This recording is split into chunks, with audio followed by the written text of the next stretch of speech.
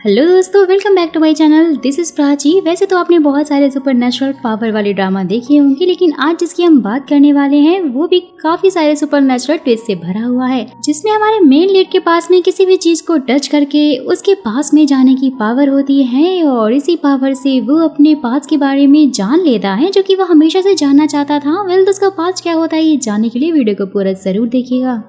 कहानी की शुरुआत करने से पहले हम अपने कैरेक्टर्स के बारे में जान लेते हैं, जहां हमारा मेन लीड ली एक स्कूल स्टूडेंट है और उसके पास साइकोमेट्रिक पावर है, जिससे कि वो किसी भी इंसान या चीज को टच करके उसके पास के बारे में जान लेता है और अपने बड़े भाई सुंगमू के साथ में रहता है, जो कि एक प्रोसिक्यूटर है। और इनके भाई बनने का भी दोस्तों एक गहरा पास्ट है, जो कि हमें स्टोरी में ही आगे पता चलेगा। सो स्टोरी का एक मिस्टीरियस कैरेक्टर है और वो कैसे ये भी हमें वीडियो में आगे पता चल जाएगा। और उसके बाद हम देखते हैं हमारे फीमेल लीड युनजे को, जो कि एक स्कूल स्टूडेंट है और वो अपने डैड को जेल से छुड़वाना चाहती है, क्योंकि इसके डैड किसी केस के सिलसिले में जेल में पहुंच गए थे, जिसकी वजह से स्कूल में बच्चे उसे बहुत ज्यादा बुली करते हैं।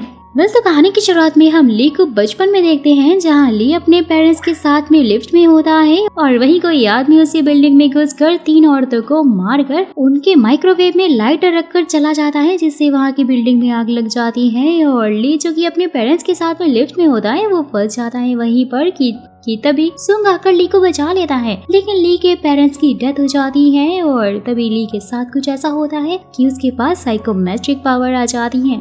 सीन शिफ्ट होता है 11 साल बाद दिखाया जाता है, जहां ली स्कूल में होता है और सुंग एक प्रोसिक्यूटर बनकर एक केस को सॉल्व कर रहा था और वहीं ली डॉक्टर योन के साथ होता है, जहां वो डेड बॉडी को टच करके उन्हें बता देता है कि उसने उसके पास्ट में आग लगी हुई देखी है और साथ ही एक इंसान को भी देखा है, लेकिन उसका फेस वो नहीं देख पाया। और साथ ही उसने एक नाम आई और उसके हाथ में रिंग भी देखी है कि तभी वहाँ पर सुंग पहुंच जाता है, जिसे देखते ही ली छुप जाता है, लेकिन सुंग फिर भी उसे ढूंढ लेता है और उसे उसी ड्रॉर में बंद कर देता है, क्योंकि उसने बहुत बार ली को फॉरेंसिक लैब में आने से मना किया था। और उसके बाद सुंग एक केस के लिए एक लड़के से पूछताछ करता है, जहाँ उसे ये पता लगता है कि उसने एक औरत को देखा है जो कि हॉस्पिटल में एक पेशेंट को मार के वहाँ पर आग लगा देती है। नेक्स्ट सीन में एक मीटिंग को दिखाया जाता है, जहां पर एक डिटेक्टिव जिसु, उसके पापा और सुंग होते हैं, जहां 2 केसों की बात हो रही होती है। एक जिसमें लड़कियों को बहुत बुरी तरह से मारा गया था और उसके बाद उन्हें जला दिया गया था, जिसकी वजह से जिसु और उसके डैड के बीच में थोड़ी बहस हो जाती है। उसके बाद हम यून को देखते हैं जो कि ड्रेस चेंज कर रही होती है, तो उसे पता लगता है कि कोई लड़का उसे घूर रहा है। फटाफट से उसके पीछे भागती है और वहीं वो लड़का ली से टकरा जाता है। ली ने भी उसके जैसे कपड़े पहने हुए थे और उसके टच से वो समझ जाता है कि वो लड़का आखिरकार क्या करके भागा है, कि तभी बाहर आकर यून ली को मारने वाली होती है, क्योंकि वो तो उसे वही लड़का समझ रही थी, लेकिन ली उसे रोक देता है और उसे यून के पास में दिखता है कि बहुत सारी लड़कियां उसे काफी बुरी तरह से बुली कर रही थी। जिसके बाद दोस्तों हम देखते हैं कि यून ने ली को पुलिस के हवाले कर दिया है, जहाँ पर सभी पुलिस ऑफिसर ली को जानते थे, क्योंकि वह इसने पास में इतने सारे कांड जो करके रखे हुए थे। वेल, तो उसके बाद हमेशा की तरह योन ही आकर ली को फ्री करवाती है। नेक्स्ट सीन में स्कूल में हम ली को उसके टीचर और प्रिंसिपल के साथ में देखते हैं, जहाँ पर सभी को ली पर शक होता है कि उसने स्कूल के पेपर पहले ही चुरा कर टॉप कर लिया है, क्योंकि सीसीटीवी में रात को ली ही आते हुए दिखाई दे रहा था। वेल, तो उसके बाद हम ली के दोस्त बॉन्ग से मिलते हैं, जो कि आज बहुत खुश होता है, क्योंकि भाई उसकी क्रश है उनका ब्रेकअप जो हो गया था। फिर तो उसके बाद हम देखते हैं कि यून का स्कूल ट्रांसफर ली के स्कूल में हो जाता है, जहाँ ली उसे समझाने की कोशिश करता है कि उसने उस दिन कुछ नहीं किया था, लेकिन तभी ली के मैथ्स टीचर उसे बुलाकर पूछते हैं कि वो पढ़ने में बिल्कुल अच्छा नहीं है, फिर भी उसके नंबर इतने अच्छे कैसे आ जाते हैं, जिससे कि दोस्तों में ये पता लगता है कि ली एग्जाम में अपनी सुपर नेचुरल पावर का यूज करता है, लेकिन उसके सभी टीचर्स को लगता है कि उसने पेपर्स को चुरा कर टॉप किया है।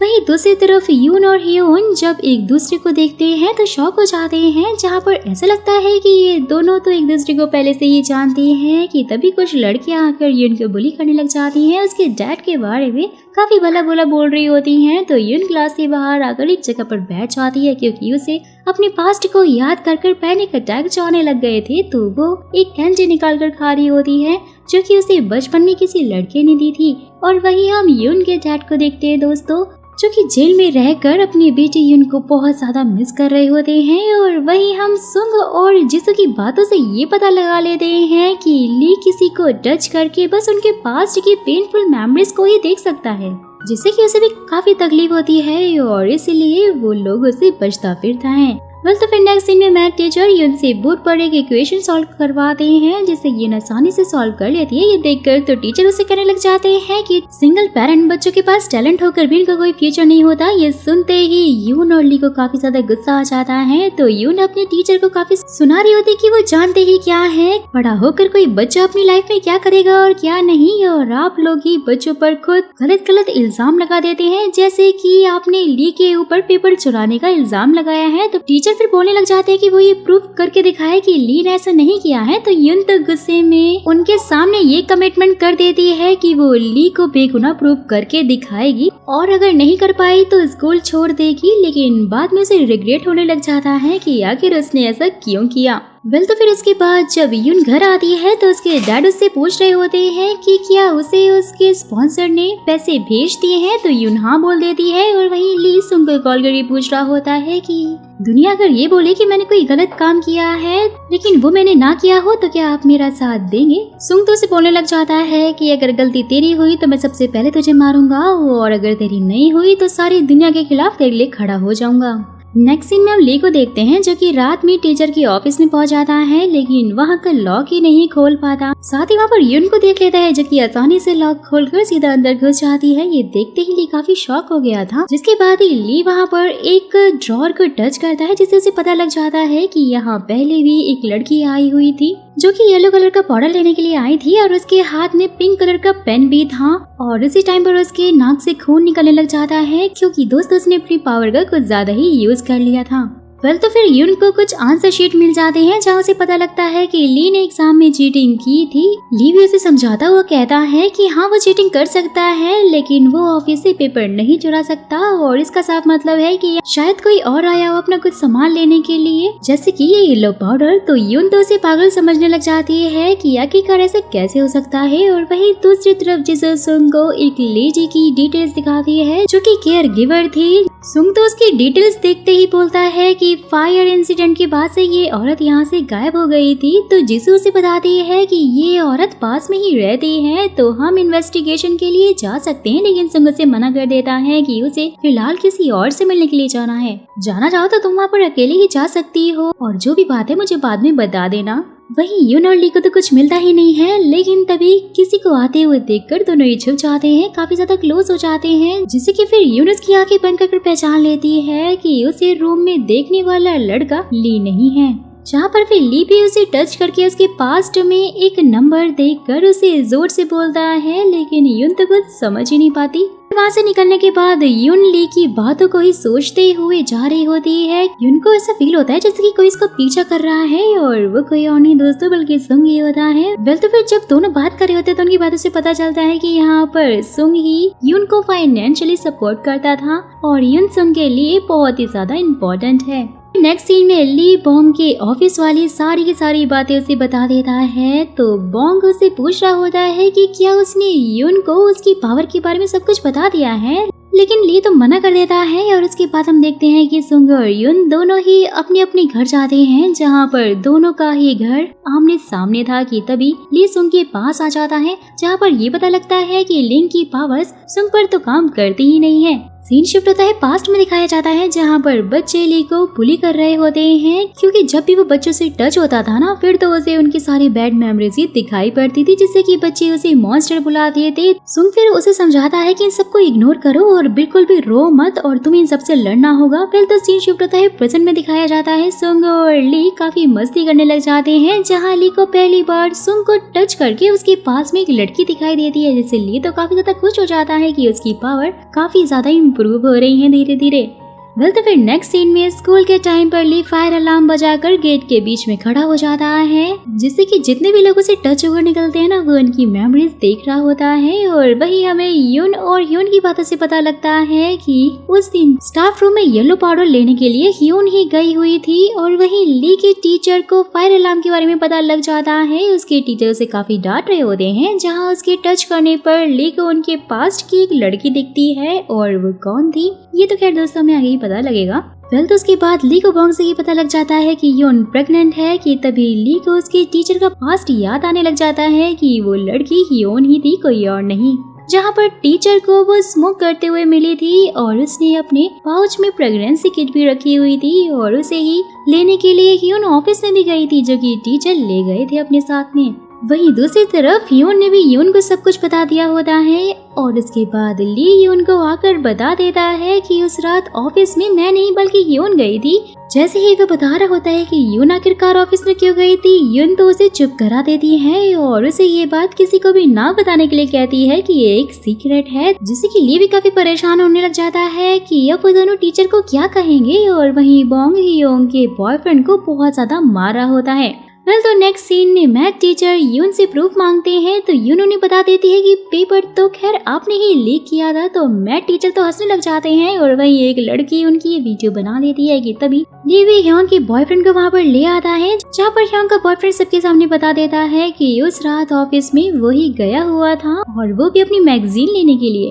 वेल तो फिर देखते ही देखते मैथ टीचर की वो वीडियो वायरल हो जाती है कि उसने ही पेपर लीक किए थे। और उसके बाद यून ली से पूछती है कि आखिरकार उसे यून की सीक्रेट के बारे में कैसे पता लगा और साथ ही उसके डैड का नंबर भी उसे कैसे मालूम चला। कि तभी ली उसे सब कुछ सच बताने वाला होता है, जहाँ पर दोनों के पास में पुलिस स्टेशन से कॉल आ जाता है। साथ ही उसे बता दिया जाता है कि यून को उसने देखने वाला लड़का ली नहीं था बल्कि कोई और था। ली तो काफी ज्यादा खुश हो जाता है कि उसके ऊपर से ये इल्जाम हट गया।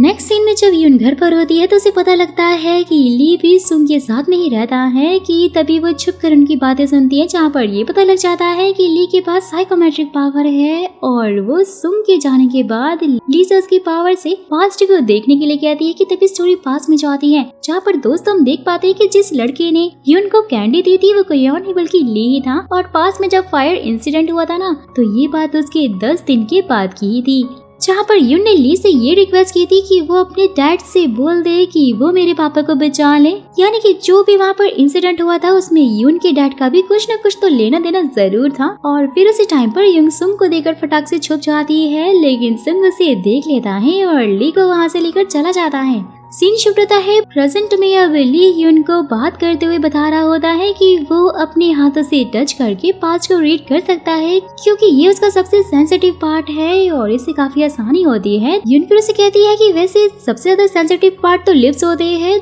और ये बोलते ही फटाक से किस कर लेती है। कि तभी ली की आंखें खुलती है तो वो देखता है कि ये तो सब उसका सपना था और कुछ भी नहीं। नेक्स्ट डे फिर यून अपनी आंटी को बता रही होती है कि कोई है जो कि उसकी हेल्प कर सकता है, जिससे उसके पापा निर्दोष साबित हो सकते हैं। और दोस्तों यहाँ पर वो ली की ही बात कर रही थी। जैसे ही फिर ली और यून स्कूल जा रहे होते हैं तो यून ली को बोल रही होती है कि वो ये बात फिलहाल किसी को भी ना बताए कि हम दोनों आमने सामने रहते हैं। कि तभी उसकी अचानक ब्रेक लगते ही ली यून को गिरने से बचाता है और साथ ही उसे कहता है कि उसने उसे रीड नहीं किया है, वो बस फिजिकल टच से ही किसी को भी रीड कर सकता है। वेल तो वहीं दूसरी तरफ जिसू और सुंग उस केयर गिवर के घर जाते हैं, जहाँ पर उसकी बातों से पता लगता है कि उस केयर गिवर के घर का रेंट कोई और ही भरता है। और साथ ही यहाँ पर यह भी पता लगता है कि जिसू सुंग को बहुत ज्यादा पसंद करती है। साथ ही वहीं पर बॉन्ग और ली बात कर रहे होते हैं, जिससे ये मालूम चलता है कि मैथ टीचर को पेपर लीक होने की वजह से स्कूल से निकाल दिया गया है। और वहीं दो लड़कियां आकर यून को परेशान करने लग जाती है, ये इसके डैड आखिर करते क्या है और कहाँ पर है। तो यून उन्हें कोई भी जवाब नहीं देती है। कि तभी ली उन लड़कियों पर जोर से चिल्लाता है कि वो कभी भी कचरा डस्टबिन में क्यों नहीं डालती हैं। ये सुनते ही वो दोनों लड़कियां वहाँ से 9-11 हो जाती हैं। वेल तो फिर नेक्स्ट सीन में सुंग एक लड़के को कॉल करके मरने के लिए बुलाता है, जहाँ वो लड़का एक लेडी को देखता है जिसके हाथ में एक रिंग होती है। जब वो जा रहा होता है तो एक आदमी उसकी कार पर हमला कर देता है। वही स्कूल में सभी से उनके कॉलेज एडमिशन के फॉर्म भरवा जाते हैं तो यून प्रोसिक्यूटर बनने के लिए सियोल यूनिवर्सिटी का नाम भरती है और उसके बाद जब वो जा रही होती है तो वो बॉन्ग की कार के सामने से निकलती है, जहाँ ये पता लगता है कि बॉन्ग एक रिच फैमिली से बिलोंग करता है। ली भी तभी इसके साथ में बैठा हुआ होता है कि तभी वो देखता है कि कोई यून के पीछे जा रहा है, यानी कोई इसका पीछा कर रहा है और यून सुपरमार्केट में काम कर रही होती है। तो वो आदमी कोई और नहीं बल्कि मैथ टीचर ही था, जो कि बस यून के ऊपर ऐसे डालने वाला होता है कि तभी ली वहाँ पर तुरंत पहुंचकर उसे बचा लेता है। और उसके बाद जब पुलिस उस टीचर को लेकर जा रही होती है तो वो यून को धमकी देते हुए जाता है कि वो सबको बता देगा कि यून आखिर किसकी बेटी है। तो फिर उसके बाद यून उस टीचर के खिलाफ जिसू को सारे के सारे एविडेंस देकर चली जाती है। ये देखकर जिसू को काफी अच्छा लगता है कि तभी उसे पता लगता है कि वो और ली एक ही जगह पर रहते हैं। तो उसे याद आ जाता है कि सुंग किसी लड़की के आने की बात कर रहा था, जिसे उसे काफी सुकून मिलेगा और शायद वो कोई और नहीं बल्कि यून ही होगी। तो उसके बाद सुंग को जीसू से पता लगता है कि यून के ऊपर एसिड अटैक होने वाला था, जिसके बाद ही फटाक से उसे मिलने के लिए पहुंचाता है। जहां जब जीसू को पता लगता है कि यून के पेरेंट्स नहीं है और वो तो अकेली रहती है, वो काफी ज्यादा घबरा जाती है और ली को कॉल करके कहती है कि अब से वो यून का बॉडीगार्ड बनकर उसके साथ में रहेगा। ली भी सोच में पड़ जाता है कि आखिर हमेशा वो ही क्यों ये सब कुछ करे। तो फिर उसके बाद सुंग यून को घर छोड़ता है, जहाँ पर उसे एक फोन कॉल से पता लगता है कि सुन जिस आदमी से मिलने वाला है उसका तो मर्डर हो गया है और उसकी बॉडी चैन से बंधी हुई मिली है, जिसे देखकर सुंग और जिसू को लग रहा होता है कि क्रिमिनल उन्हें चैलेंज कर रहा है। सुंग फिर सारे के सारे केसेस की फाइल निकाल कर चेक कर रहा होता है, जहाँ पर 11 साल पहले हुए फायर इंसिडेंट और अभी होने वाले फायर इंसिडेंट और उस आदमी को मारने में एक ही क्रिमिनल का हाथ है, उसे ये पता लग जाता है। और वहीं 2 लड़कियां यून को बुली कर रही होती हैं, तो यून वहाँ से निकलकर रूफ पर आ जाती है। ली उसके पीछे पीछे आता है तो उनकी बातों से ये मालूम चल जाता है कि यून को हाइपरपेनिया है, जिससे कि वो एंजाइटी अटैक महसूस करती है और इसीलिए वो आगे खूब पढ़ाई कर कर खुद को प्रोटेक्ट करना चाहती है, क्योंकि उसका कोई भी नहीं है। तो ली उसे अपने पास की स्टोरी बताता है कि बचपन में सुंग उसे अनाथ आश्रम में छोड़कर चला गया था और तब उसका भी कोई वहाँ पर नहीं था और बच्चे भी उसे काफी ज्यादा परेशान और बुली किया करते थे। लेकिन जब मैं बड़ा हो गया तो सुंग वहाँ पर वापस आ गया, वो भी एक प्रोसिक्यूटर बनकर। उसके बाद से ही सुंग ही सिर्फ एक ऐसा इंसान है जिसे वो रीड नहीं कर सकता है, बाकी वो सबके पास के बारे में जान सकता है उन्हें छूकर। तो उसके बाद ली उनको समझा रहा होता है कि वो टेंशन ना ले, मैं हमेशा तुम्हारे साथ रहूंगा और तुम मुझे सब कुछ बता सकती हो।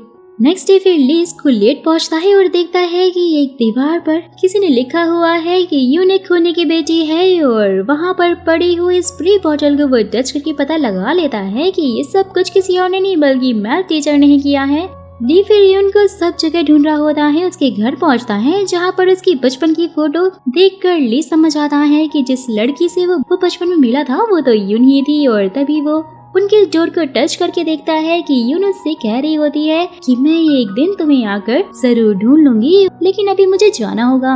सीन शिफ्ट होता है 2 साल बाद दिखाया जाता है, जहाँ पर ली आज भी यून को ढूंढ ही रहा होता है और वहीं जिसू और सुन की बातों से मालूम चलता है कि ली अपने लॉ के एग्जाम देने के लिए गया हुआ है, जहाँ उसने पूरे साल में एक भी बुक उठाकर नहीं पढ़ी थी। और वहीं ली अपने एग्जाम हॉल में चीटिंग करने की कोशिश करता है, लेकिन तभी एक ऑफिसर आकर उसे रोकती है कि उसे अपना काम करना चाहिए, जो कि दोस्तों कोई और नहीं बल्कि यून होती है। फिर तो पास एक सीन दिखाया जाता है जहाँ यून के डैड ली की बिल्डिंग में काम किया करते थे, जहाँ पर वही 3 औरतें आकर उनसे लड़ने लग जाती हैं फायर सर्विस को लेकर, जहाँ यून के डैड उन्हें समझाते हैं कि सब कुछ ठीक है। लेकिन उसके कुछ देर बाद ही कोई बिल्डिंग में आग लगाकर भाग जाता है और उस टाइम यून के डैड भी वहीं पर होते हैं और वहीं जिसू अपनी फ्रेंड के साथ में बैठी हुई होती है, जहाँ हमें इनकी बातों से मालूम चलता है कि सुंग जिस केस पर काम कर रहा है उसी तरह उसकी माँ को भी मारा गया था और इसीलिए वो इस केस को सॉल्व करना चाहता था। तो वहीं दूसरी तरफ यून और ली वॉक करते हुए बातें करते हुए जा रहे होते हैं, जहाँ पर लिन उसे बताती है कि उसने पुलिस के एग्जाम दिए थे, सिलेक्शन हो गया।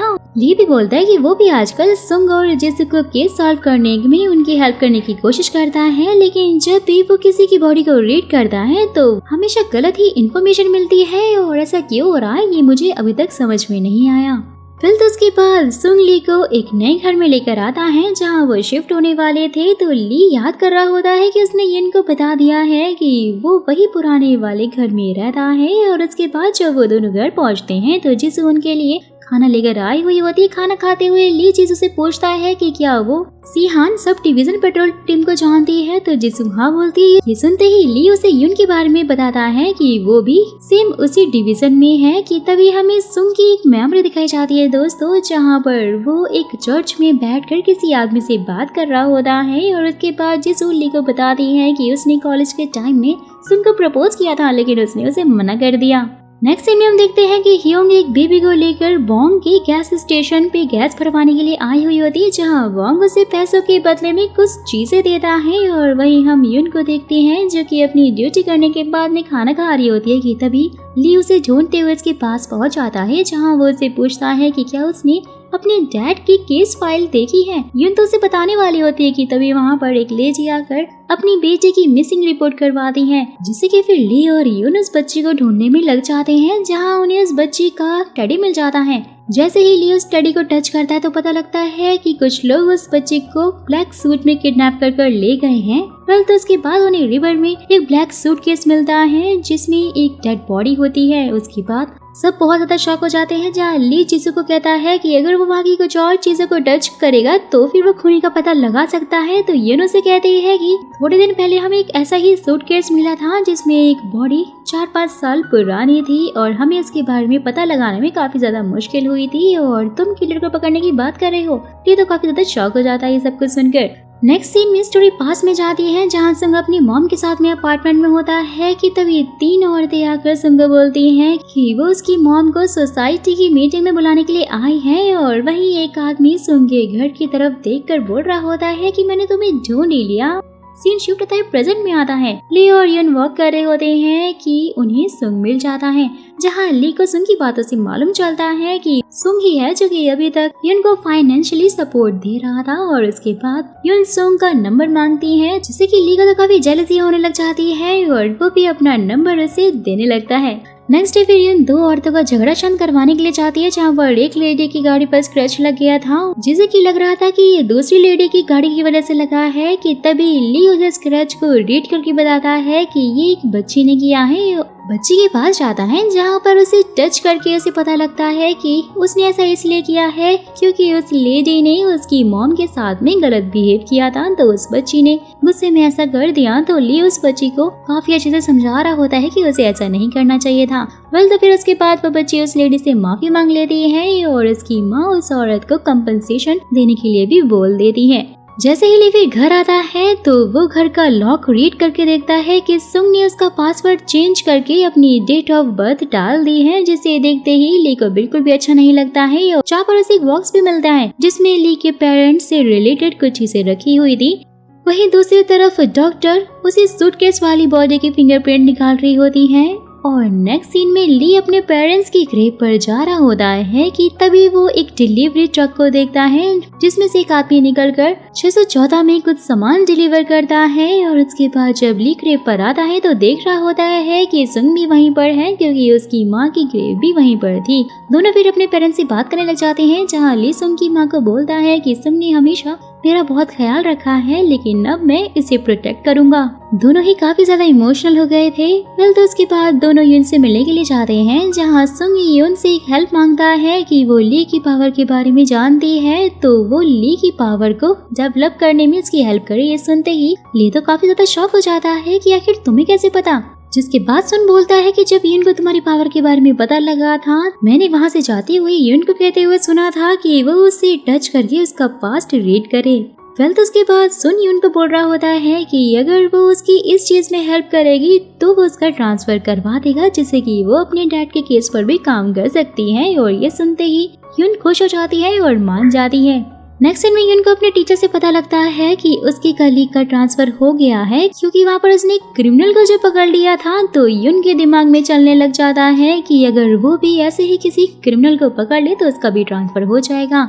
जहाँ पर वो काफी लोगों को देखती है और कोशिश कर रही होती है, लेकिन उसे कोई भी क्रिमिनल नहीं मिलता। बेचारे की फूटी किस्मत। जैसे ही फिर वो रिवर साइड से जा रही होती है तो ली उसे मिल जाता है। वो उसे एक बॉक्स देता है जिसमें युन का ही शू होता है। जब वो छोटी थी तो वो उसे बता देता है कि वो पहली इंसान थी जिसके शू को टच करके उसने पास्ट के बारे में रीड किया था और मुझे अपनी सुपरनैचुरल पावर का पता भी उसी टाइम पर लगा था। ये सुनते ही युन तो काफी खुश हो जाती है। साथ ही फिर ली उससे सूटकेस वाले केस की डिटेल्स के बारे में पूछता है, लेकिन तभी जीसू से कॉल करके बुला लेती है तो सुंग वहाँ से निकल जाता है। तो ली उसका पीछा करने लग जाता है, जहाँ ली देखता है कि वही डिलीवरी ट्रक सुंग का भी पीछा कर रहा है। तो वो दोनों ही फॉरेंसिक लैब पर जाकर रुक जाते हैं, जहाँ पर ली ये देखने की कोशिश करता है कि ट्रक आखिरकार चला कौन रहा था, लेकिन वो आदमी ट्रक लेकर वहाँ से फरार हो जाता है। तो ली उसका पीछा करने लग जाता है और सुंग कॉल करके बताता है कि कोई तुम्हारा पीछा कर रहा है, मैं भी उसके पीछे पड़ा हुआ हूँ और इसीलिए तुम मुझे ट्रेस करते हुए आ जाओ। जैसे ही ली उस ट्रक को चेक करता है तो वहाँ तो कोई होता ही नहीं है, लेकिन तभी वो आदमी पीछे से ली के ऊपर चाकू से अटैक कर देता है। जैसे ही ली उसे टच करता है तो उसे पता लग जाता है कि वो आदमी काफी समय से सुंग के पीछे पड़ा हुआ था और उस रात धमाके वाले टाइम पे भी वो बिल्डिंग में ही था। जहाँ पर मौका पाते ही वो आदमी तो वहाँ से भाग जाता है और उसके बाद ली को हॉस्पिटल लेकर आया जाता है, जहाँ पर ली सुंग को सब कुछ बता देता है। और वहीं युन भी ली का वेट कर रही होती है कि तभी ह्योन उसे ड्रिंक पर लेकर जाती है, जहाँ पर ह्योन बहुत ज्यादा ड्रंक हो जाती है। युन उसे घर छोड़ने के लिए जाने लगती है, जहाँ वो देखती है कि उसकी गाड़ी में फ्यूल बहुत ज्यादा कम है। और वहीं ली को सर्जरी के बाद में होश आता है। बॉन्ग को कॉल करके सब कुछ बताता है। बॉन्ग तो उस पे काफी चिल्ला रहा होता है, साथ ही अपनी गाड़ी वापस मांगता है। तो ली उसे कुछ स्नैक लेकर मिलने के लिए बुलाता है।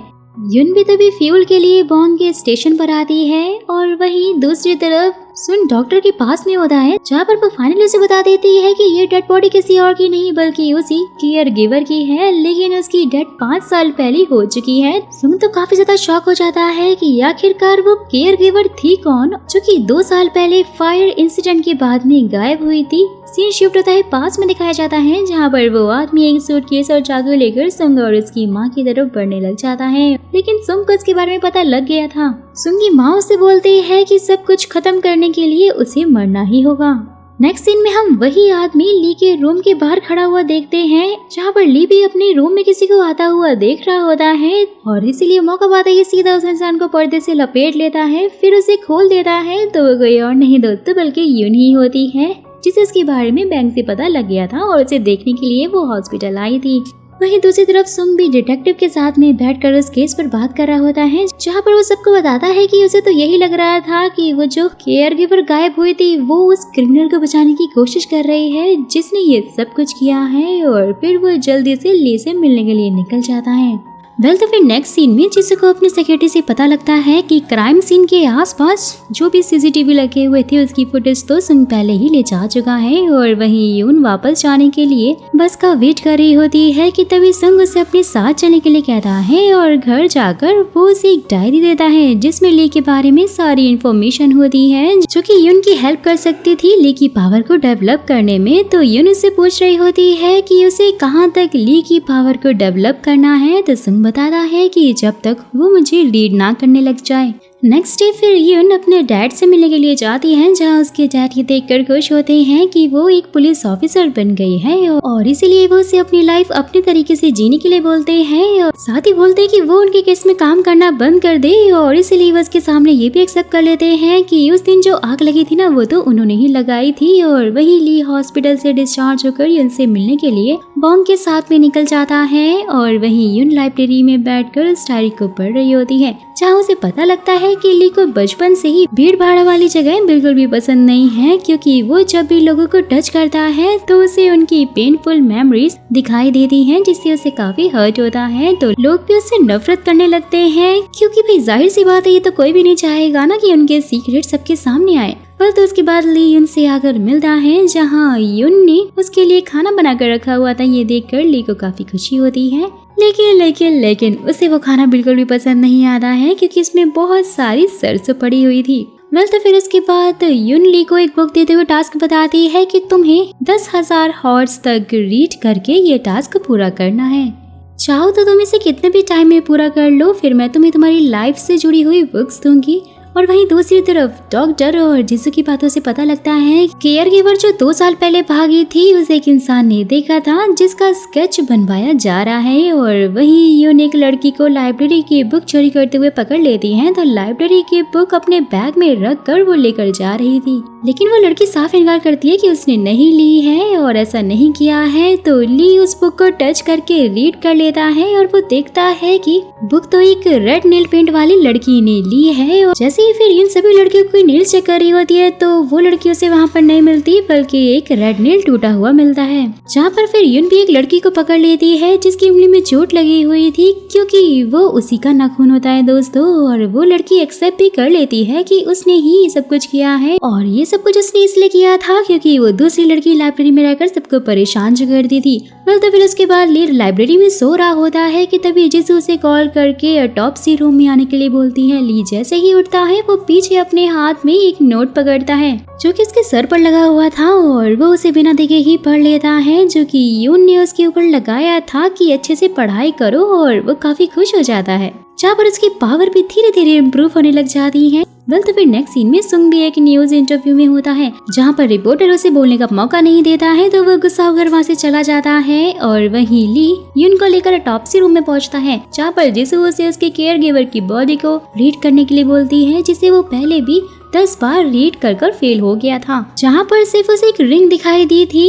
और बॉडी रीड करने से पहले यून जिसू से इस केस की फाइल लाने के लिए कहती है जिसे ली अच्छे से रीड करे क्योंकि वो बाद में फिर बहुत ज्यादा कंफ्यूज रहता है। जैसे फिर जिसू उस केस की फाइल लेने के लिए जाती है तो उसे बीच में सुंग मिल जाता है जिससे कि वो ली और यून के वहाँ होने की खबर भी दे देती है। तो सुंग तो काफी खुश हो जाता है कि तभी फिर जिसू से पूछती है कि आखिरकार उसने यून को ही इस काम के लिए क्यों चुना है, तो वो बताता है क्योंकि इस केस से यून के फादर रिलेटेड है।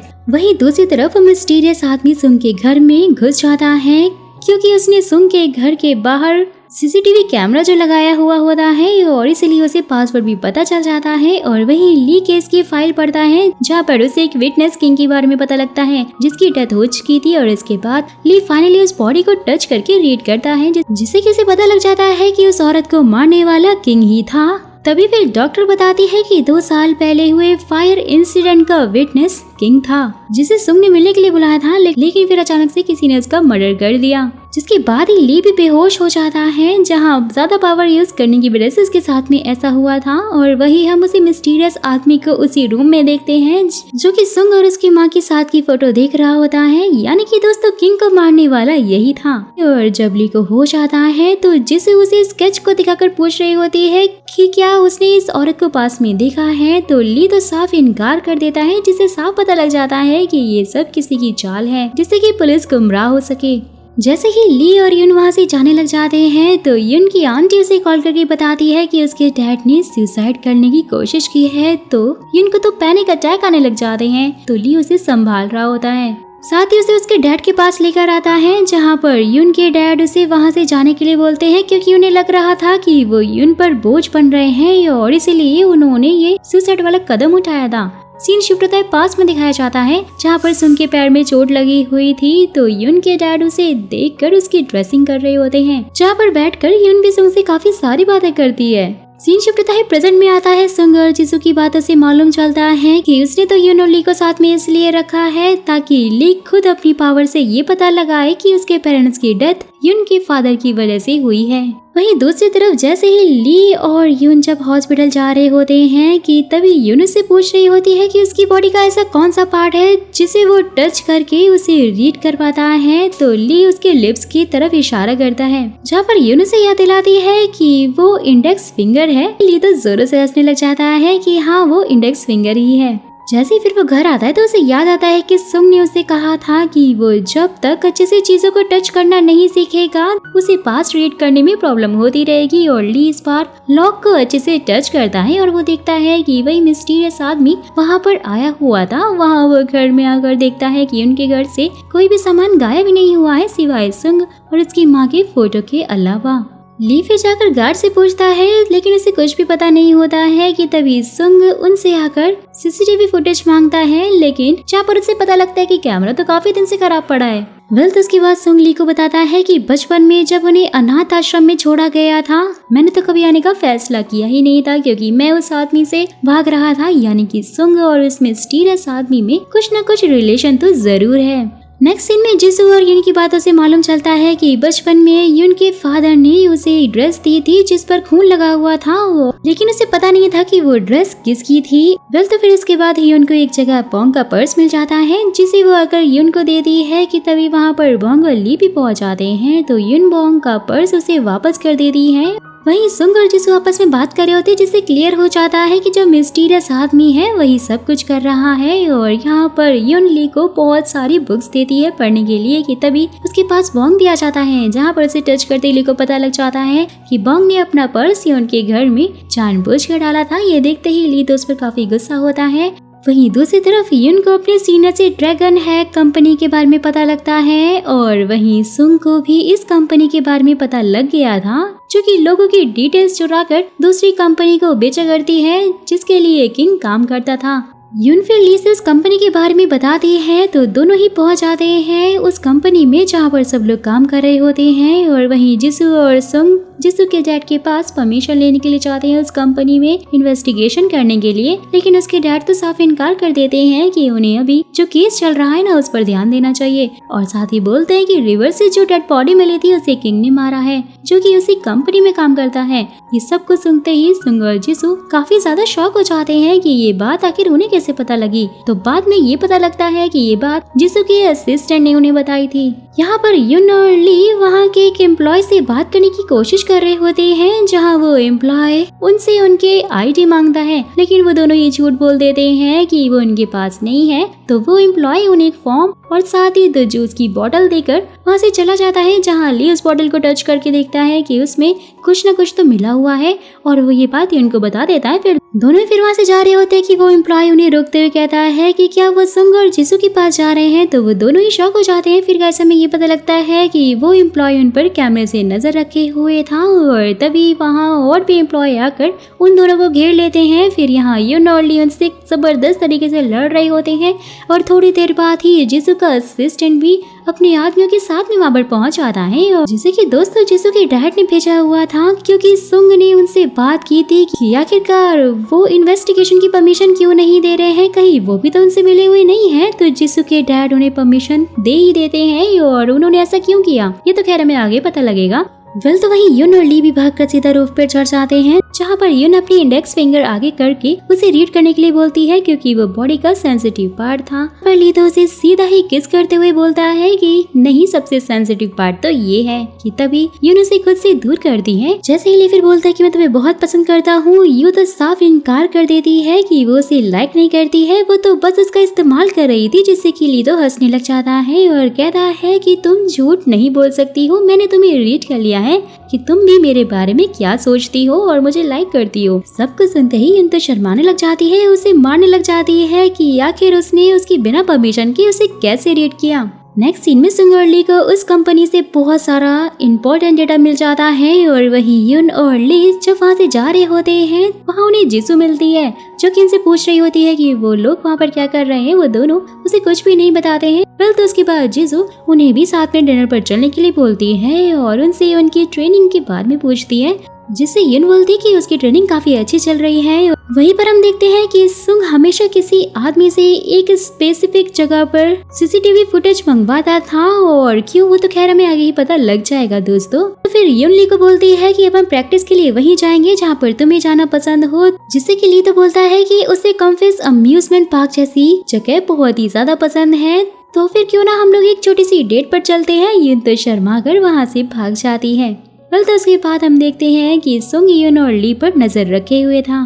नेक्स्ट डे फिर युन ली को कहीं भी जाने से मना कर देती है और उसे अभी रीड करने के लिए बोलती। ये सब कुछ सुनते ही ली कुछ बोलते हुए बाहर आ रहा होता है कि तभी सुंग उससे बोलता है कि मैं युन को समझा दूंगा कि वो तुम्हें ऐसी जगह ना लेकर जाए, जिससे कि फिर ली को लगता है कि शायद ये सब कुछ उसे जिसू ने ही बताया होगा। ली भी फिर ये नोटिस कर लेता है कि सुंग वहाँ पर हंसा है और ऐसा पहली बार हुआ था, और साथ ही वो ये भी नोटिस करता है कि अक्सर वो युन का नाम सुनते ही खुश होता है।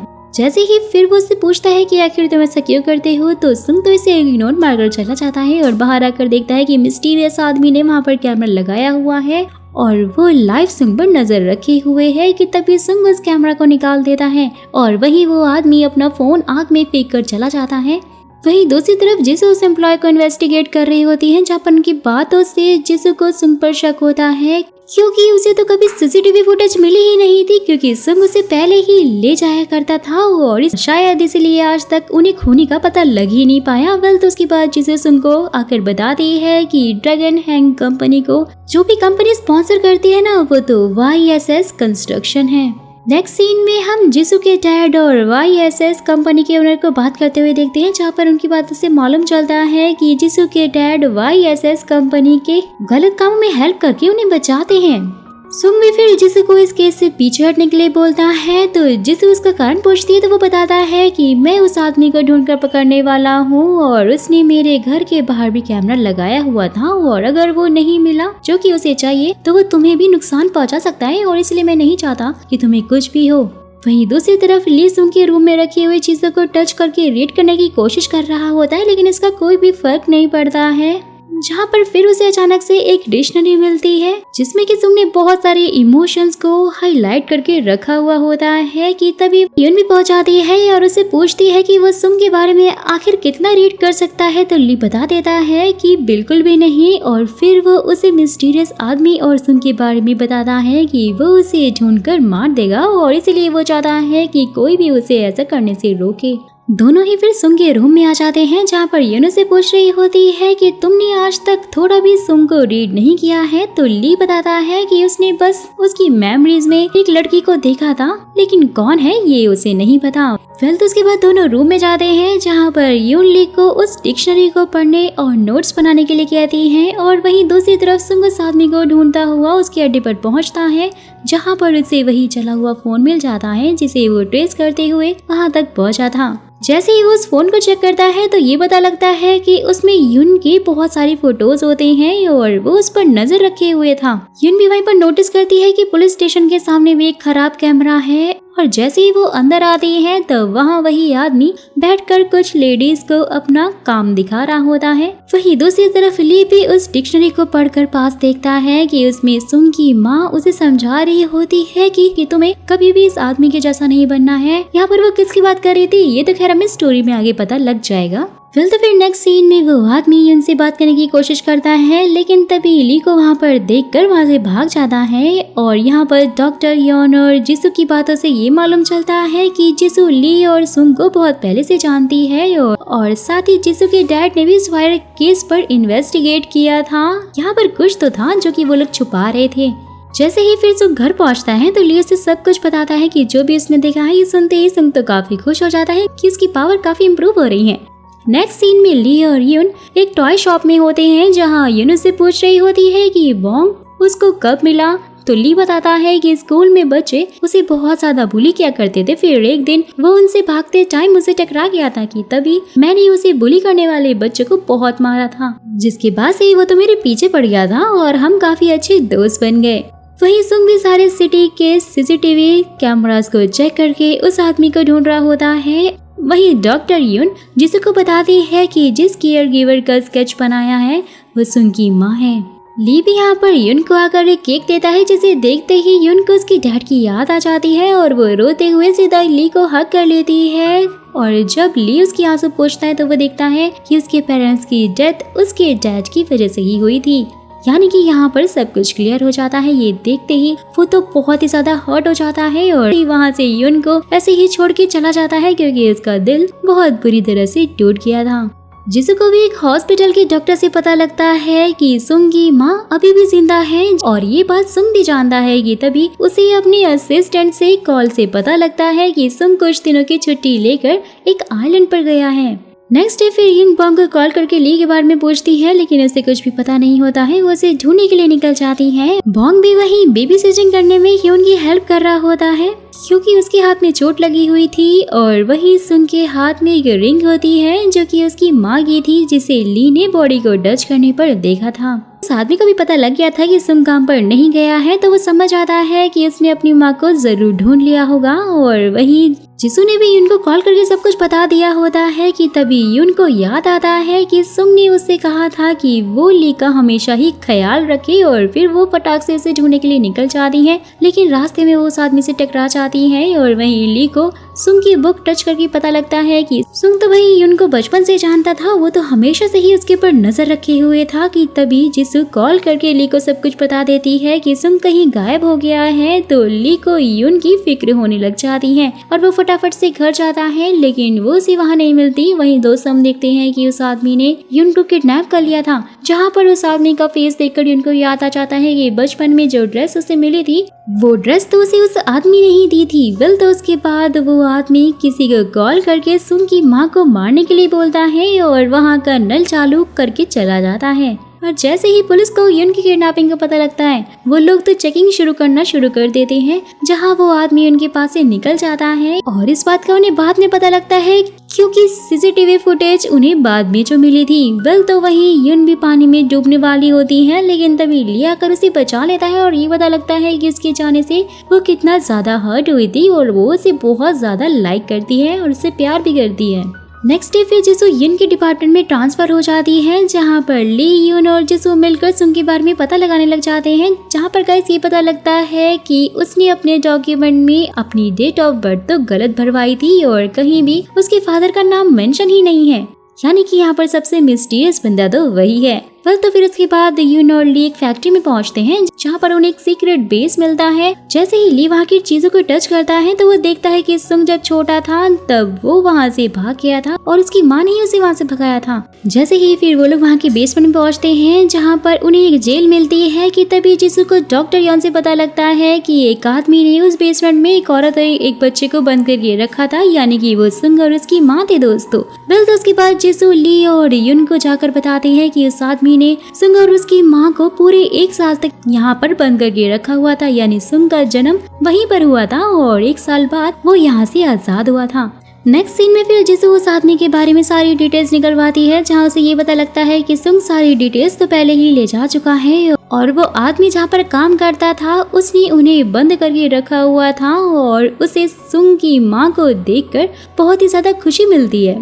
जिसू को भी वहीं पर एक ऑफिसर से पता लगता है, जिन्होंने जिसू के डैड के साथ में उस फायर इंसिडेंट को इन्वेस्टिगेट किया था, कि तब वो भी उनके साथ में थे, जो कि उसे बता रहे होते हैं कि YSS कंपनी के साथ मिलकर उसके डैड ने यून के डैड को फंसाया था और वो भी उसी केस में। जब ये सारी बातें जिसू जाकर अपने फादर से कंफर्म करती है तो उसे पता लगता है कि बचपन में जिसू को एक खतरनाक बीमारी थी, जिसके इलाज के पैसों के लिए उन्होंने ऐसा किया था। ये सब कुछ सुनते ही जिसू तो काफी शॉक हो जाती है। और वहीं जैसे ही वहीं ली और यून को पता लगता है कि सुंग एक सबवे पर एक आदमी को मिलने वाला है, वो लोग फौरन से वहाँ पहुँच जाते हैं, जहाँ पर उन्हें एक चाकू मिलता है। उसे रीड करके ली को पता लगता है कि वहाँ पर वो आदमी नहीं बल्कि सुंग की माँ आई थी उसे मारने के लिए, जबकि सुंग तो उस आदमी से मिलने के लिए दूसरे सबवे पे गया है। ली जल्दी से वहाँ के लिए निकलता है और जिसू को कॉल करके वहाँ पर सुंग को रोकने के लिए कहता है। और वहीं दूसरी तरफ सुंग और वो आदमी आपस में लड़ रहे होते हैं कि तभी जिसू आकर उन्हें रुकने के लिए कहती है, लेकिन वो तो रुकते ही नहीं है। और उसके बाद वो आदमी